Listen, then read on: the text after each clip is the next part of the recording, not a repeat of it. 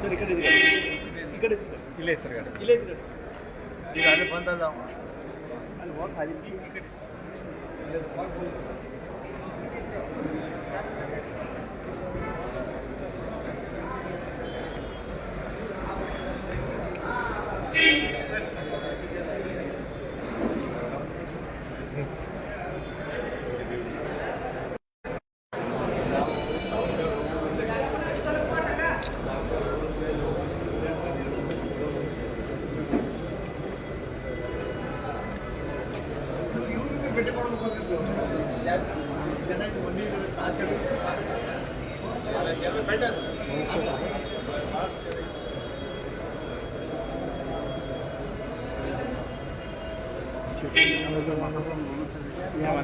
Sir Madhav sir ನಾಳೆ ಉತ್ತರ ಕರ್ನಾಟಕ ಚರ್ಚೆ ಬಗ್ಗೆ ಏನು ಅವ್ರು ಮಾತಾಡಿದಾರೆ ಸರ್ ಅವ್ರು ಮಾತಾಡಿದಾರೆ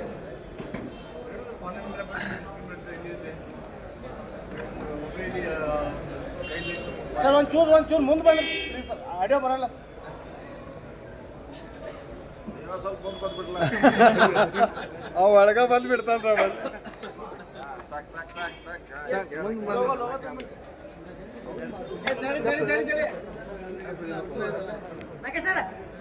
ಕೇಬಲ್ ಲೈವ್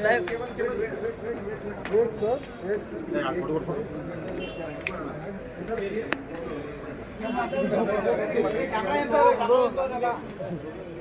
ಸಿಎಂ ಅವ್ರು ಭೇಟಿ ಆದ್ರೆ ಏನು ಚರ್ಚೆ ಆಯ್ತು ಸರ್ ಪ್ರಮುಖವಾಗಿ ಏನು ಚರ್ಚೆ ಸರ್ ಇಲ್ಲಿ ಸಿಎಂ ಅವ್ರ ಜೊತೆಗೆ ಏನು ಚರ್ಚೆ ಆಯ್ತು ಸರ್ ಏನು ಪ್ರಮುಖ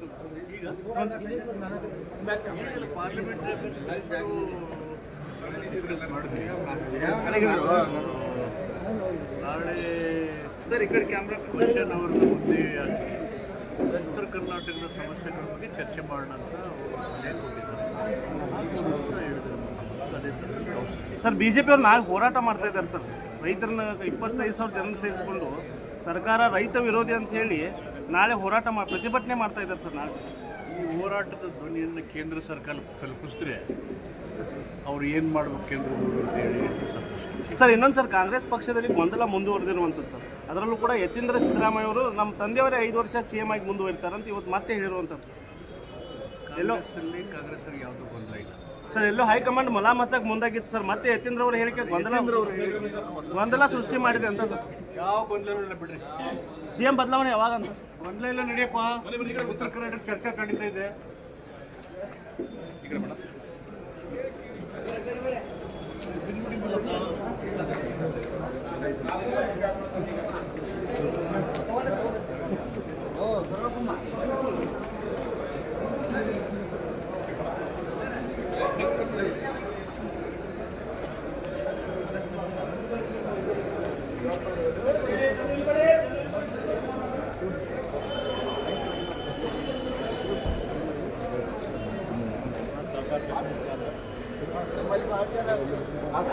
ನಮ್ಮ ದುರ್ಗೇಶ್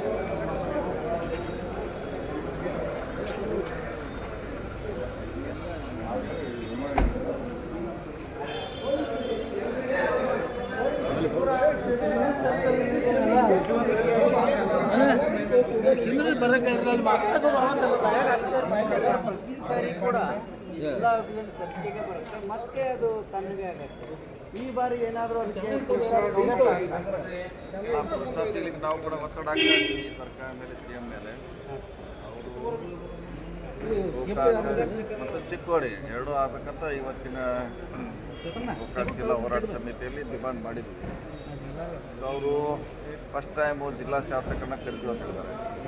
ಅವ್ರದ್ದು ಅಭಿಪ್ರಾಯ ಪಡೆಯೋಣ MLC MP ಅವ್ರದ್ದು ಅಭಿಪ್ರಾಯ ಪಡೆದ ಅಂತಿಮ ನಿರ್ಣಯ ಮಾಡೋಣ. ಇವತ್ತು ನೀವಕ್ಕೆ ಭರವಸೆ ಯಾವಾಗೇನಾದ್ರೂ ಸಭೆ ಕರೀತೀರಿ ಸರ್? ಯಾವಾಗ ಸಭೆ ಆಗುತ್ತೆ? ಈ ಸಭೆ ಮಾಡ್ತೀವಿ ಅಂತ ಹೇಳ್ತಾರೆ ಸರ್. ಅಲ್ಲ ಸಭೆ ಮಾಡ್ತೈತಿ, ಹಿಂದೆ ಯಾವಾಗ ಹೇಳಿಲ್ಲ. ಫಸ್ಟ್ ಟೈಮ್ ಸಭೆ ಆಗ್ತಾ ಇದೆ. ಶಾಸಕರ ಸಭೆ ಆಗೋದು ಇದು ಫಸ್ಟ್ ಟೈಮು. ಮನವಿ ಕೊಟ್ಟಿದ್ರು, ಹೋರಾಟ ಆಗ್ತಾಯಿತ್ತು, ಪ್ರತಿಭಟನೆ ಆಗ್ತಾಯಿತ್ತು.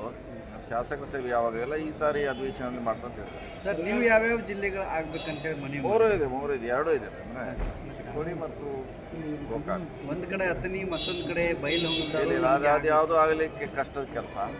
ಯಾಕಂದ್ರೆ ಮುಂಚೆ ಇವೆಲ್ಲ ಶಿಫಾರಸು ಆಗಿತ್ತು, ಭೌಗೋಳಿಕ ಹಿನ್ನೆಲೆ ಇದೆ. ಆ ಆರ್ಥಿಕ ಹಿನ್ನೆಲೆ ಎಲ್ಲ ಸೌಲಭ್ಯಗಳ ಆಧಾರದ ಮೇಲೆ ಸುಮಾರು 20 ವರ್ಷಗಳಿಂದ ರಿಕಮೆಂಡ್ ಆಗಿದಂಥ ಇವು ಜಿಲ್ಲೆಗಳು.